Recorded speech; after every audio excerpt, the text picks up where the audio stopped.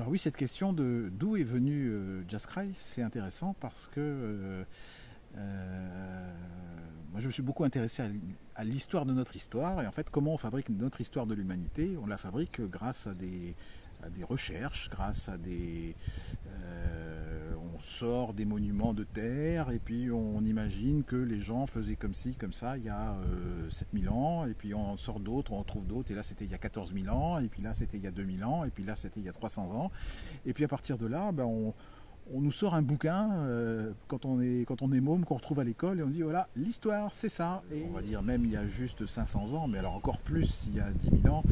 les gens vivaient beaucoup moins longtemps que nous, ils avaient beaucoup moins de confort, ils avaient des obligations qui étaient très différentes des nôtres, des objectifs de vie très différents des nôtres. Comment est-ce qu'on peut se permettre de dire bah oui ça c'est plutôt un truc qui servait au culte ou c'est plutôt un truc qui servait à faire du business?